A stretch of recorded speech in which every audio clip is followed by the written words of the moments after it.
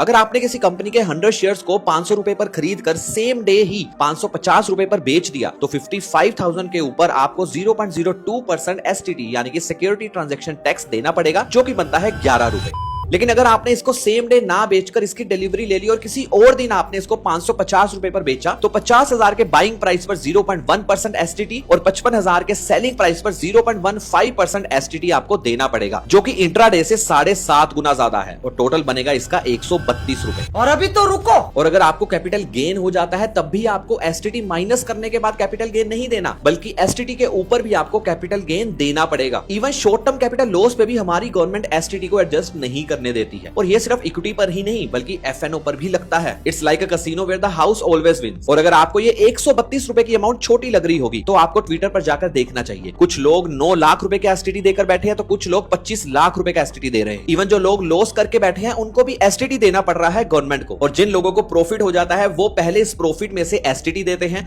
और फिर profit plus STT दोनों पर या तो लॉन्ग टर्म कैपिटल गेन 12.5% या फिर शॉर्ट टर्म कैपिटल गेन 20% देते हैं। एक टाइम था जब सरकार आपसे एसटीटी के थ्रू ही टैक्स लेती थी। फिर 2018 में long term capital gain introduce किया गया स्टॉक मार्केट में, लेकिन एसटीटी को हटाया नहीं गया बल्कि 2024 में एसटीटी और बढ़ा दिया गया। अगर अब भी आपको नहीं समझ आया तो अपनी ब्रोकर एप्लीकेशन में जाकर अपने डीमैट अकाउंट की स्टेटमेंट जरूर देखिए। एक साल में आपने कितना एसटीटी दिया है मुझे कमेंट बॉक्स में बताइए, तब जाकर आपको पता लगेगा कि एसटीटी के बाद भी आपने अभी लॉन्ग टर्म और शॉर्ट टर्म कैपिटल गेन दोनों देने हैं। इसलिए इस वीडियो को जितना हो सकता है अपने दोस्तों के साथ शेयर कीजिए ताकि गवर्नमेंट तक ये आवाज पहुंचे और गवर्नमेंट एसटीटी को रिमूव कर दे।